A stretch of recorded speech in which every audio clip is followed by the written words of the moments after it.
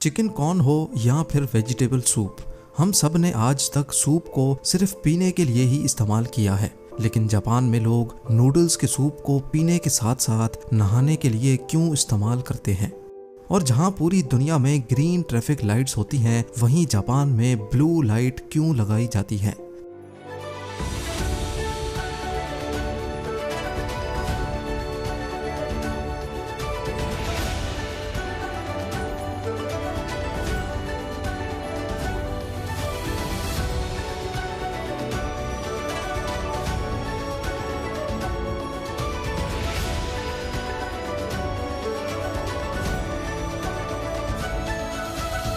GeM TV की videos में एक बार फिर से खुशामदीद। नाजरीन, जापान एक ऐसी कंट्री है जिसको हमेशा अपने अनोखे तौर तरीकों की वजह से याद किया जाता है। आइए जानते हैं सिर्फ जापान में पाई जाने वाली ये अनोखी चीजें आखिर हैं क्या। नंबर 13, हम सब ने हॉट स्टीम बाथ या फिर कोल्ड बाथ का नाम तो सुन ही रखा है, लेकिन क्या आपने कभी नूडल्स बाथ का नाम सुना है? अगर नहीं तो आज आप ये जान लें कि जापान में नूडल और पोर्क सूप में बाथ लेना बहुत ही कॉमन है। जापानीज लोगों का मानना है कि नूडल्स के सूप में नहाना स्किन के लिए बहुत फायदेमंद होता है। नंबर 12, नॉर्मली पूरी दुनिया के रेस्टोरेंट्स में एक मेन्यू कार्ड दिया जाता है जिसमें टेक्स्ट फॉर्मेट में डिशेस का नाम लिखा होता है या फिर ज्यादा से ज्यादा उनकी फोटोज प्रिंटेड होती हैं। लेकिन जापान इस मामले में भी सबसे अलग है। जापान के रेस्टोरेंट्स के बाहर जाली खाने बनाकर उनको शोकेस में रखा जाता है ताकि बाहर से ही कस्टमर्स अट्रैक्ट हो जाएं। ये फेक मील्स रेजिन और वैक्स जैसे मटेरियल से बनाई जाती हैं और ये असली खानों से ज्यादा अट्रैक्टिव भी होती हैं और इनको बनाने में असली खानों से ज्यादा खर्चा होता है। नंबर 11, वैसे तो आप सब ने किटकैट चॉकलेट का नाम तो सुना ही होगा, बल्कि इसका एलमंड फ्लेवर भी हम में से कई लोगों ने ट्राई भी किया होगा। लेकिन क्या आपको मालूम है कि जापान में किटकैट चॉकलेट के अजीबो गरीब फ्लेवर्स की एक लंबी लिस्ट मौजूद है। इस लिस्ट में सबसे ज्यादा सेल होने वाले फ्लेवर्स किटकैट चिली पेपर यानी काली मिर्च, शकरकंदी, मकई, सोयाबीन, वाटरमेलन, मैंगो और किटकैट ग्रीन टी फ्लेवर है।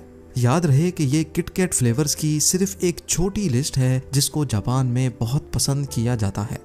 नंबर 10, क्योंकि जापान अपनी आबादी के हिसाब से बहुत छोटा है, इसी वजह से ये लोग कम स्पेस में ही एडजस्ट करने के आदी हो चुके हैं। इनको अपने घर, कमरों और शॉप्स की स्पेसेस को ऑप्टिमाइज करने की इतनी आदत हो गई थी कि फ्रिज में रखा गोल तरबूज भी जब ज्यादा जगह लेता था तो इनको ये बात हजम नहीं होती थी।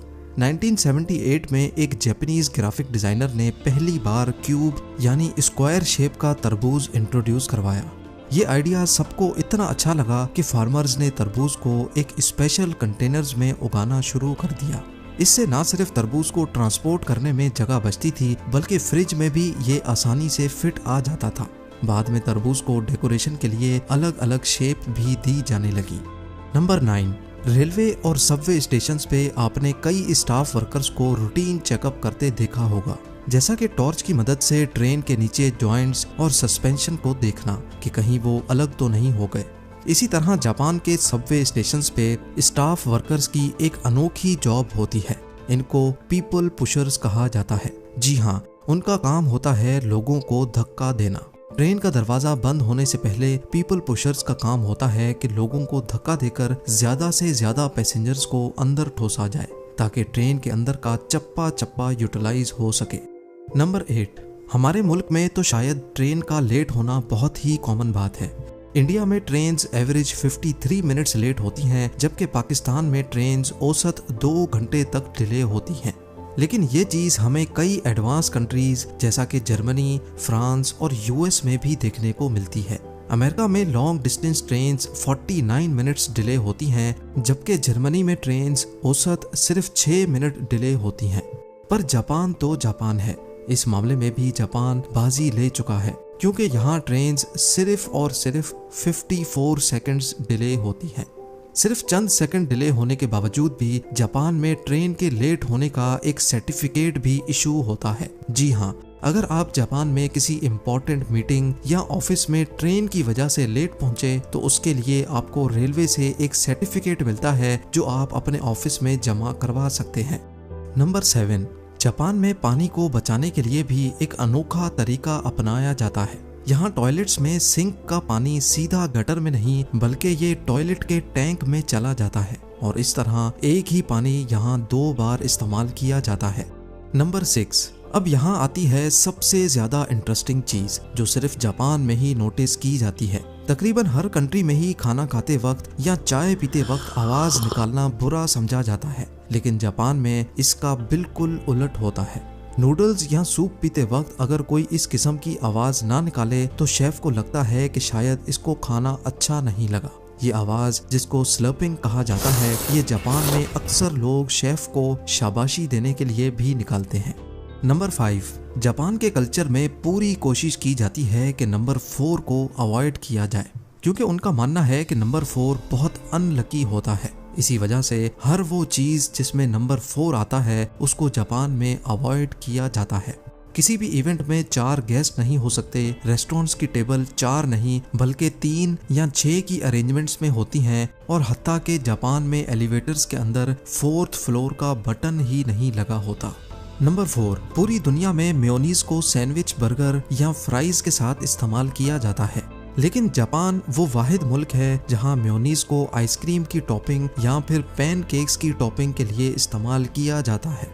नंबर 3, ऑफिस में वर्किंग टेबल पे सोना काफी अजीब समझा जाता है। अक्सर ऐसा करने वालों का या तो मजाक उड़ाया जाता है या फिर उनको बॉस के ताने झेलने पड़ते हैं। लेकिन यहाँ भी जापान सबसे अलग है, क्योंकि जापान में ऐसा करना मेहनती होने की निशानी समझी जाती है।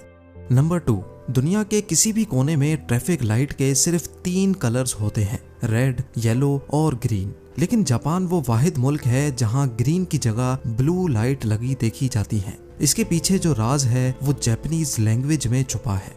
जापानीज लैंग्वेज में ब्लू और ग्रीन दोनों कलर्स के लिए ब्लू वर्ड इस्तेमाल होता है। पहले जापान में भी ट्रैफिक लाइट्स पे ग्रीन कलर यूज होता था, लेकिन वो उसको ब्लू कहते थे। लेकिन फिर 1973 में इंटरनेशनल स्टैंडर्ड पर पूरा उतरने के लिए और इस कंफ्यूजन को कम करने के लिए उन्होंने ब्लू और ग्रीन के बीच का एक कलर ट्रैफिक लाइट्स पे लगाने का फैसला किया।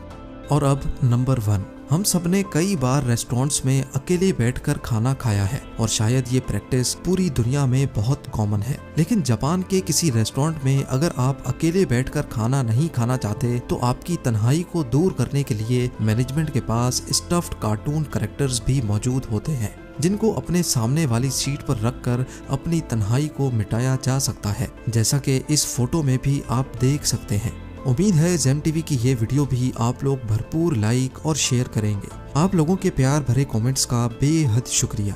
मिलते हैं अगली शानदार वीडियो में।